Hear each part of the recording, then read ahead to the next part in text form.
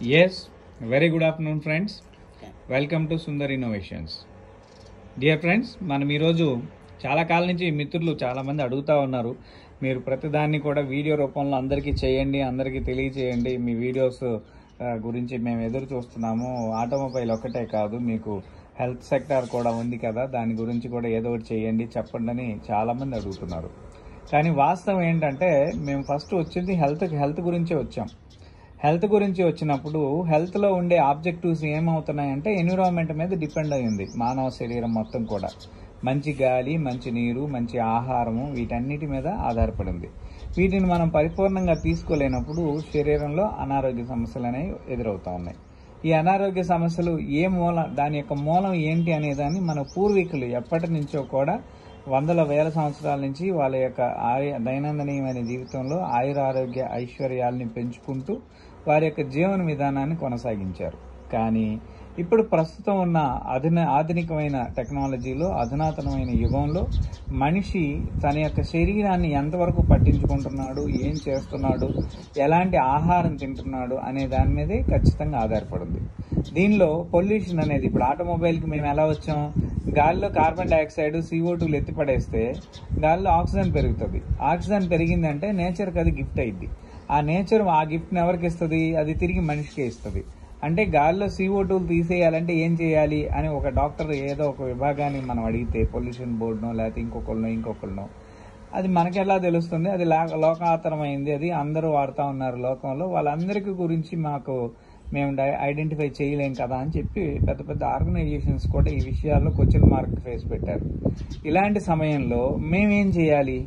So ఆ pollution ఎక్కడ తయారవుతుందో దాన్ని స్టాప్ చేయాలి. దాని గురించే మేము water technology, Sundar carbon antidote plus ఇలాంటివి అనేక రకాలైన మెటీరియల్స్ ఏవియేషన్ టెక్నాలజీకి కూడా అవసరమయ్యే విధానంలో మనం తయారు చేస్తాం. సో వాటిని బేసిస్ చేసుకుని ఆటోమొబైల్ ఇంజనీరింగ్ రన్ అవుతుంది. సో ప్రత్యేకించి ఈరోజు మనం ఒక డయాబెటిక్ కేసు గురించి హిస్టరీ చేయబోతా ఉన్నాం. సో దానికి మనకి బ్యాంక్ మేనేజర్ గారు, సార్ మీ పేరేంటండి? రమేష్ బాబు గారు. ఎక్కడి నుంచి సార్ మీరు? గుంటూరు నుంచి వచ్చారు. థ్యాంక్ యూ అండి. సో రమేష్ బాబు గారు ఉన్నారు. సో వారి ఎక్స్పీరియన్స్ని ఒకసారి నేను మీకు తెలియజేయాలనుకుంటున్నాను. ఎందుకంటే ఈ వీడియోలో ప్రత్యేకత ఏంటంటే అందరూ అన్ని రకాలు నిజమే అని నమ్ముతున్నాము. ప్రతిదీ నిజమే, అన్ని నిజాలైతే మరి రోగాలు ఎందుకు తగ్గట్లేదు?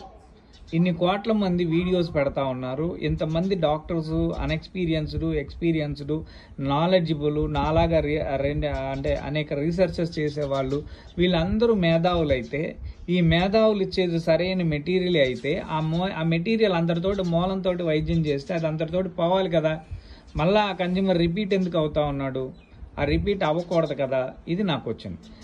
ఈ ప్రశ్నని మీకు కొంచెం డీప్గా అర్థమయ్యేటట్టుగా డయాబెటీస్లో ఏ ఏజ్లో ఏమేమి జరుగుతుంది, ఎలాంటి సమస్యలు వస్తాయి అనే దాన్ని ఒక చిన్న ఎగ్జాంపుల్గా మీకు రమేష్ బాబు గారి అనుభవాన్ని కూడా జోడించి మీకు తెలియజేసే ప్రయత్నం చేస్తాను మిత్రులారా. So let's discuss with Ramesh Babu garu. Sir చెప్పండి, ఎంతకాలం అయింది మీకు డయాబెటీస్ స్టార్ట్ అయ్యి? 2004 నుంచి. 2004 నుంచి ఇక్కడ చిన్న ఆపరేషన్ చేస్తే డాక్టర్ గారు చెప్పారు మీకు డయాబెటీస్ ఉందండి అని చెప్పి డిక్లేర్ చేశారు. 2004 అంటే 20 years, ఎగ్జాక్ట్ 20 సంవత్సరాల కిందట మీకు డయాబెటీస్ స్టార్ట్ అయింది. Yes sir. అప్పటి నుంచి మీరు డయాబెటీస్ మందులు వాడుతూనే ఉన్నారుగా? చీప్ మందు ఇచ్చేవాళ్ళు అయ్యే వాడతారు. చీపో గుడ్డో ఏదో ఒకటి మందులు అయితే వాడుతున్నారు. ఇప్పుడు మరి డయాబెటీస్ 100% మనకి ఎందుకు తగ్గలేదు అని ఎప్పుడన్నా అడిగారా మీరు ఎవరన్నా? అటుగానే అడిగండి, ఇది పని చేస్తుందో లేదు ఎలా తెలుస్తుందండి అంటే, వాడుతూ ఉంటే అదే తెలుస్తుంది, మీకు సైడ్ ఎఫెక్ట్లు రాకుండా, రోగాలు రాకుండా ఉంటాయి కదా అని చెప్పారు. సరేలే అన్నాను. తర్వాత ఎవరన్నా ఇంకా ఆయుర్వేద డాక్టర్లు మంత్రి సత్యనారాయణ లాంటి వాళ్ళు అడుగులు చెప్పిన ఇది యాపాకు కషాయం తాగిద్దాగండి అవి కూడా తాగేవాడు. పైగా ఈ మధ్య ఆయన వచ్చే సుమన్ టీవీలో వస్తున్నాయి చాలా, ఇది జన్మలో రాదు, ఇవాళతోనే అయిపోయింది, మీరు ఈ ముందు వాడితే వెంటనే లేచి పిల్లల్ని కడతారు, రకరకాల అబద్ధాలు చెబుతున్నాడు.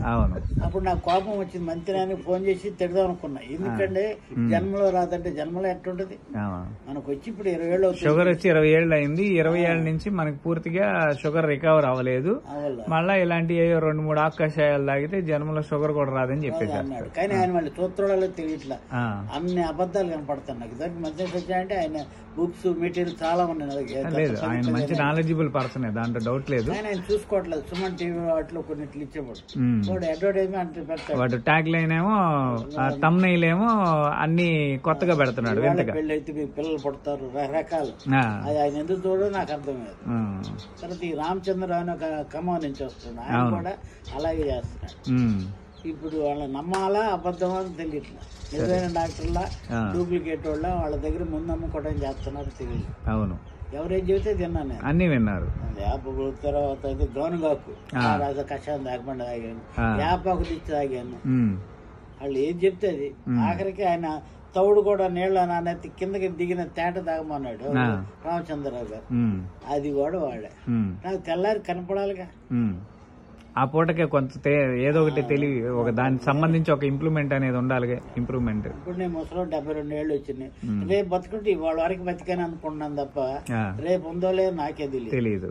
దేవుడు ఇచ్చాడు, తెల్లారు లేచినా ప్రార్థన, అయ్యా ఇవాళ ఒక రోజు ఇచ్చావు, ఇవాళ సాయం దాకా ఉండాలి, నా కడుపులో రోగాలు రాకుండా ఉండాలి, జాగ్రత్తగా ఉండాలి, నాలాగా అందరూ ఉండాలి, వాళ్ళ తప్పులు క్షమించు, నా తప్పులు క్షమించు, అంతేగా అని మా ప్రసాద్ రెడ్డి డాక్టర్ గా ఆయన పాస్ట్ గా చెప్పిన కొన్ని పాటిస్తాను నేను. Right, good good good. So ఇప్పుడు ఒక చిన్న విషయానికి వద్దామండి. ఇప్పుడు కమింగ్ టు ద సిలబస్, 20 ఏళ్ల నుంచి మనకి డయాబెటీస్ ఉంది. డయాబెటీస్ రోజు రోజుకి పెరిగిందా తగ్గిందా? పెరిగినట్టే ఉంది. థైరాయిడ్ కూడా వచ్చింది అన్నారు. దానికి తోడు థైరాయిడ్ వచ్చింది. థైరాయిడ్ గ్లాండ్ యాక్టివేషన్ కి డయాబెటీసే ఒక రీజన్. థైరాయిడ్ గ్లాండ్ మీకు పనిచేయకపోవటానికి డయాబెటీస్ న్యూరోపతిలో కొన్ని రకాల సమస్యలు రావటం వల్లే థైరాయిడ్ కూడా వచ్చింది. అంటే ఇంటర్నల్ ఒకదానికొకటి సరఫరా, రక్త సరఫరా సరిగా లేకపోవటం, రక్తంలో మెటీరియల్ మెటబాలిజం సిండ్రోమ్ రాకటం దానివల్ల ఈ థైరాయిడ్ గ్లాండ్ అనేది ప్రాబ్లం అయింది. ఏం టాబ్లెట్ వాడుతున్నారు మీరు? Thyroid.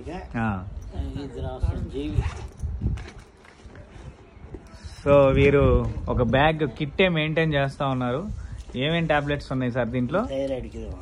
Thyronorm. Okay, so 25 mg వాడుతున్నారండి వీరు థైరోనామ్ని. ఓకే, సో ఇది రోజుకు 2 సార్లా? ఉదయం మొట్టమొదటి పొద్దున్న. ఏంది దీని మీద ఏందో లవంగాలు పెట్టుకున్నా. ఖాళీ డబ్బాలో లవంగాలు పెట్టారా? Okay okay. ఒకటి ఎప్పుడు రోజు 2 లవంగాలు తింటే మంచిది చెప్పేవాడు.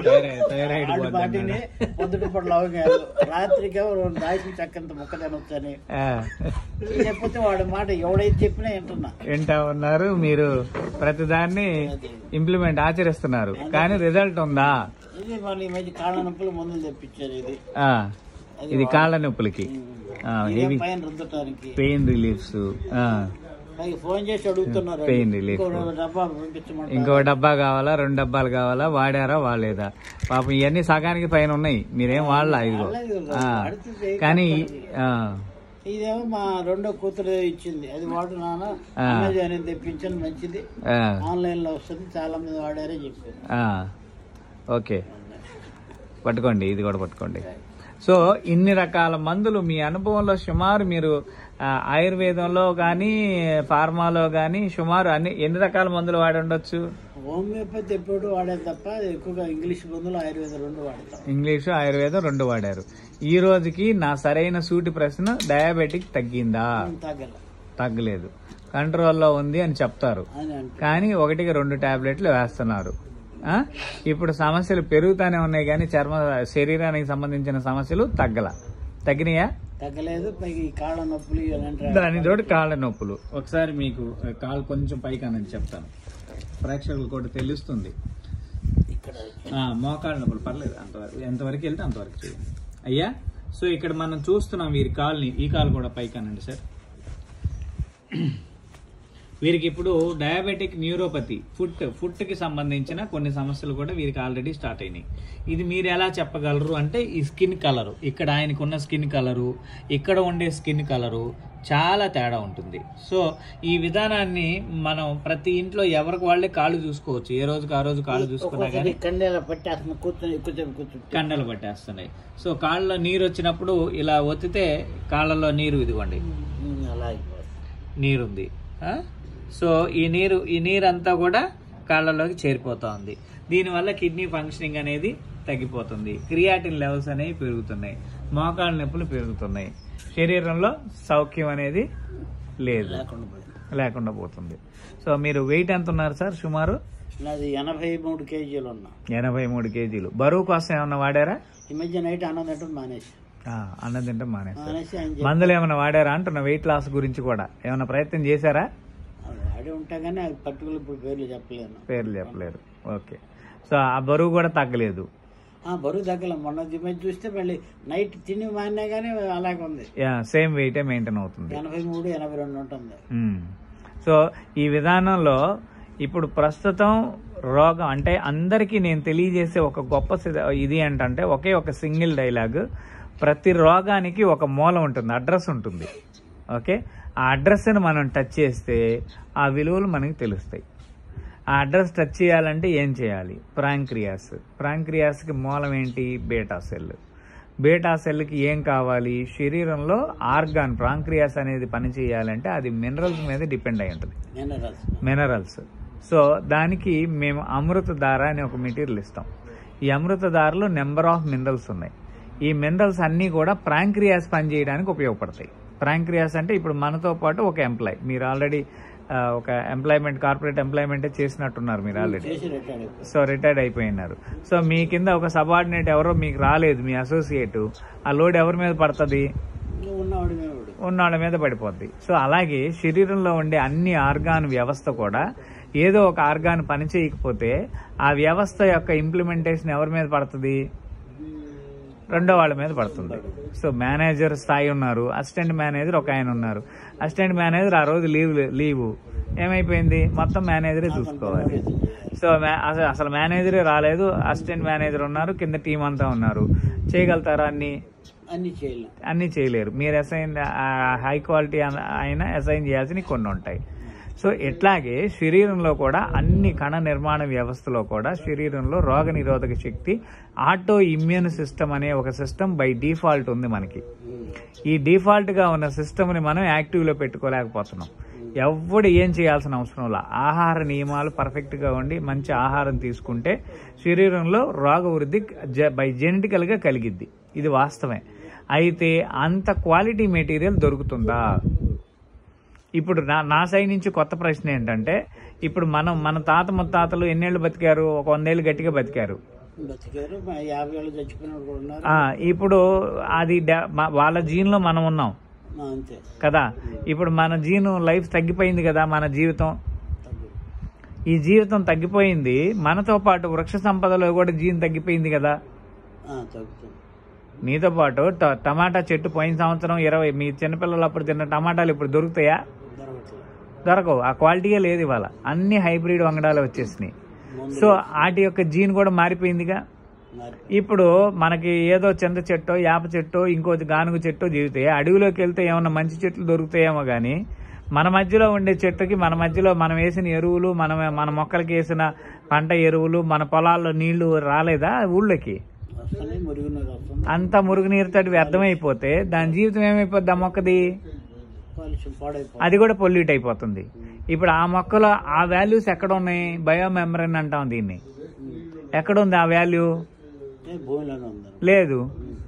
మొక్కల విలువ ఎక్కడుంది? భూమి మురిగిపోయింది, మొక్కలో ఏముంటుంది? మొక్కలో కూడా అదే ఉంటది. సో ఇదివరకు ఆ మొక్కకి సరైన సేంద్రియమైన విధానం ఉండేది. భూమిలో కలుషితాలు లేవు.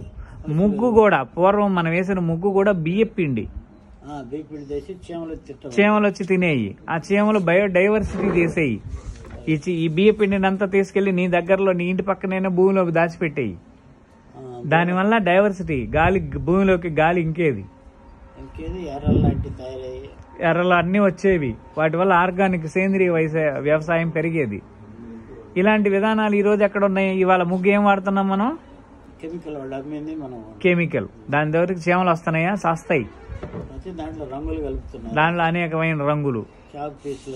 ఇది సో ఆ పూర్వ విధానం. కళ్యాపకాయ చల్లేవాళ్ళం, పేడ కళ్యాప.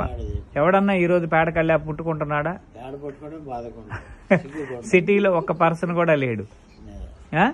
సో ఇవన్నీ కూడా వ్యాయామాలే కదా. ఇవాళ అన్ని పోయి స్విచ్లు వచ్చినాయి కదా.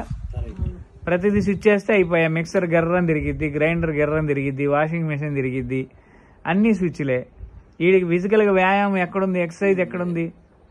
తలుపు దగ్గరికి వెళ్తే లైట్లు వెలుగుతున్నాయి, అన్ని దగ్గరికి ఆటోమేషన్. అది కూడా స్విచ్ నువ్వు వచ్చే పని లేదు. చప్పట్లు కొడితే లైట్లు వెలుగుతున్నాయి, చప్పట్లు కొడితే లైట్లు ఆగిపోతున్నాయి. ఇన్ని టెక్నాలజీస్ మీదకి మనం డిపెండ్ అయిపోయినప్పుడు, ప్రమోట్ అయినప్పుడు రోగ వ్యవస్థ, రక్షణ వ్యవస్థ శరీరంలో బ్రతికుందా, బ్రతికిలేదా? దాదాపు చచ్చిపోయినట్టే. అది చచ్చిపోయిన తర్వాత, రోగ నిరోధక శక్తి చచ్చిపోయిన తర్వాత ఇంక మనం రోగాల్ని ఎలా చంపగలుగుతాం? రోగాలు ఎప్పుడు బతికే ఉంటాయి. ఇది మూలం. ఈ సమస్య తెలియక ప్రతి ఒక్కళ్ళు చెప్పిందల్లా పోయి అన్ని రకాల మెటీరియల్స్ని వాడి వాడి వాడి ఇవన్నీ వాడితే చాలా పెద్ద పెద్ద వ్యవస్థల్లో ఎందుకు మన ప్రతి వ్యక్తి కూడా ఆరోగ్యంగా ఉండలేకపోతున్నాడు? నేనే వ్యవస్థని కాదు ప్రశ్నిస్తుంది, సామాన్యుణ్ణి. ఒక సామాన్యుడు ఆరోగ్యవంతుడిగా ఉండాలంటే వాడికి ఏం కావాలి? మంచి గాలి, మంచి నీరు, మంచి ఆహారం. ఈ మూడు సక్రమంగా తీసుకుంటే ఇంకా ఆడ ఆరోగ్యవంతుడే. అది ఈరోజు లేదు కదా. దీని సమస్యని ఎలా సాల్వ్ చేసుకోవాలనేదే ముఖ్యమైన సిద్ధాంతం. ఓకే, దీనిలో మీరు ఇన్ని రకాల 20 సంవత్సరాల డయాబెటిక్ హిస్టరీ ఉంది మీకు. దీనిలో అనేక సమస్యలు వచ్చా ఉంటాయి, హెల్త్ ప్రాబ్లమ్స్. పవర్ పెరిగింది. ఈ 20 సంవత్సరాల నుంచి బీపీ పవర్ పెరిగింది, షుగర్ పవర్ పెరిగింది, థైరాయిడ్ పవర్ పెరిగింది. అన్ని బిళ్ళల పవర్ పెరిగాయే గానీ తగ్గినాయి ఎక్కడ ఉన్నాయి? అసలు ఆ బిళ్ళ నేను ఆపేశానని చెప్పగలమా? అంత ఛాలెంజబుల్ గా వాడగలమా ఎవరన్నా? లేదు. ఎవరైనా సరే మళ్ళీ దీంతో పాటు దాన్ని కూడా వాడండి, దాంతో పాటు దీన్ని వాడండి, కాంబినేషన్ వాడండి అని చెప్తున్నారు. దీంట్లో నిజాయితీ కలిగిన ఆయుర్వేదము, నిజాయితీ కలిగిన వ్యక్తులు, డాక్టర్లు కూడా కల్మషం అయిపోతా ఉన్నారు. ఒకవేళ ఎవరన్నా ఒకళ్ళిద్దరు ఉన్నా గానీ కలుషితం అయిపోతా ఉన్నారు. ఎట్లా వస్తుంది? రాదు కదా.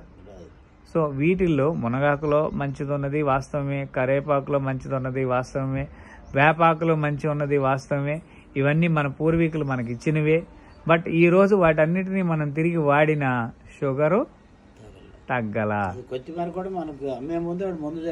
బ్రహ్మాండంగా మురుగునీరు అమ్మేటప్పుడు మురుగునీటిలోనే అది పెరుగుతా ఉంది.